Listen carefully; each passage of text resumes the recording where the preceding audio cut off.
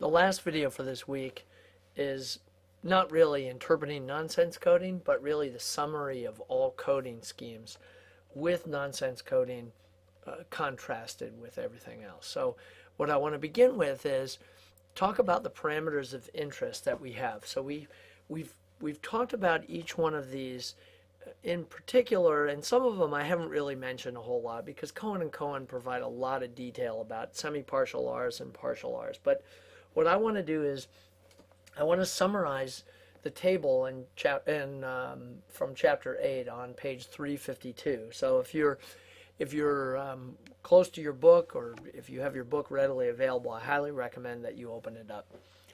So on page 352, there's a table, and it's an excellent comparison of all of these codes. So let's begin with the intercept. The dummy code is very simple. Dummy coded intercepts are always the mean of our reference group. So we know that because that was the emphasis that we talked about early on, that dummy codes are always about the comparison group. Now when we shifted over to unweighted effects or effects coding, the intercept changed. The intercept was the grand mean. Now the grand mean was the mean of all of the observed means for all of the levels that were observed in our model. Then we moved over to weighted effects, and that grand mean is now weighted, and it's weighted based upon the cell sizes. When we shift over to contrast, the grand mean is back to the weighted means, or excuse me, the unweighted means. Contrast codes are unweighted grand means. And so these are very easy ways for us to look at the intercept and to be able to interpret it right away.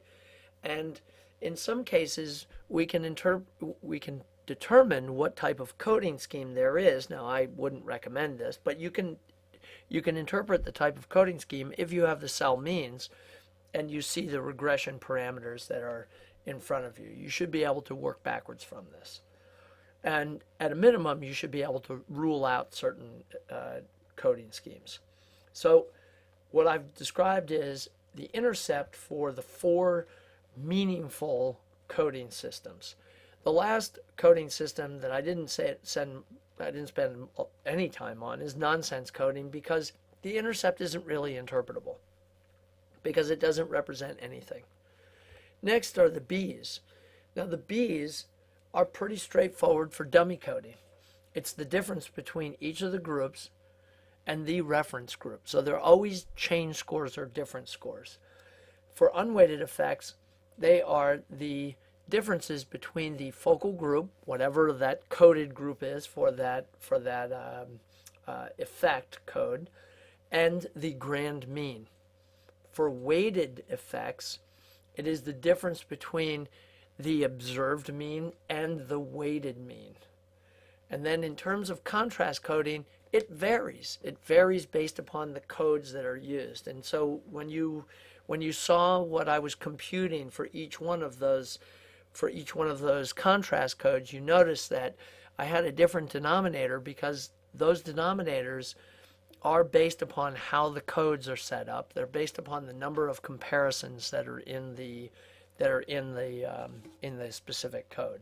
So it varies for the whatever coding scheme you have in contrast codes. The next 2 things are aspects of these models that I haven't spent a lot of time on, and that is semi-partial correlation coefficients and partials.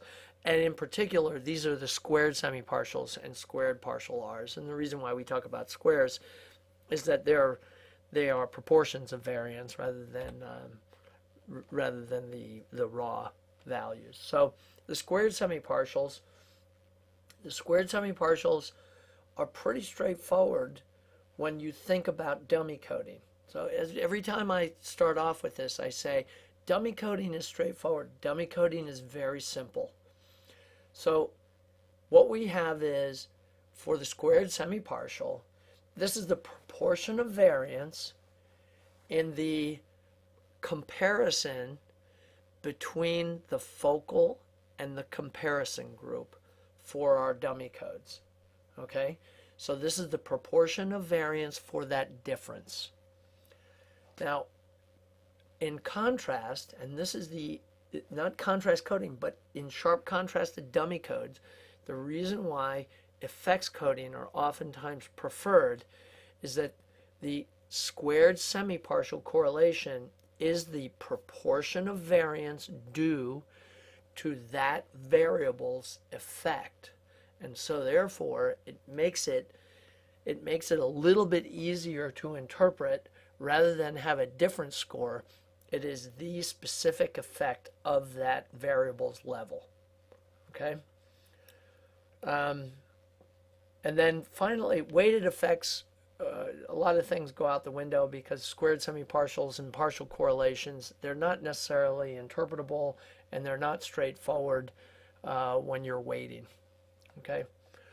But in contrast codes, the proportion of variance is always due to the contrast. Just like in dummy coding, the squared semi-partial correlations are the proportion of variance due to the comparison for each of the dummy codes, each level compared to the base level. Well, whatever contrast code you set up, whatever that contrast is, the squared semi-partial correlation is the proportion of variance due to the contrast. Okay, and then finally, the squared partial correlations are, remember that partial correlations exclude the other effects. Now, squared semi-partials also exclude them, but the squared partial correlations also put it into a metric that we can understand because it's always in whatever is available and the proportion of available variance in our dependent variable. So for dummy codes, it's the proportion of variance due to the difference score, right? Excluding all of the other effects. In unweighted effects coding, it's the proportion of variance due to the focal effect of that code, excluding all of the other effects. Remember that partials always exclude the other effects. So in many ways, unweighted effects coding is advantageous because you're getting parameter estimation that provides the proportion of variance attributable to the effect of interest. If you're looking at partial correlation coefficients squared, you're getting those effects independent of any other effects. So it's the unique variance in Y that's accounted for by the question that you're interested in. And similarly, contrast coding allows you to look at the squared partial correlations and attribute those to the proportion of variance due to the contrast that you've specified, excluding all other contrasts. Okay?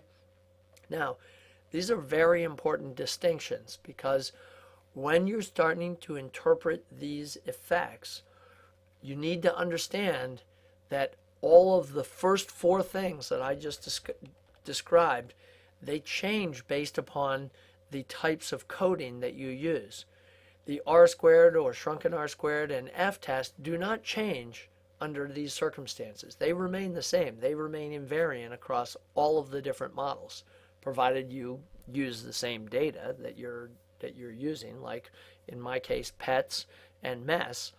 As long as I include pets and mess, no matter what coding scheme I use, I'm always going to get the R squared and the F test that are going to be consistent. But it's those individual pieces of my model that change. And because they change in the logic that you are testing. So this wraps up all of the material from Chapter 8.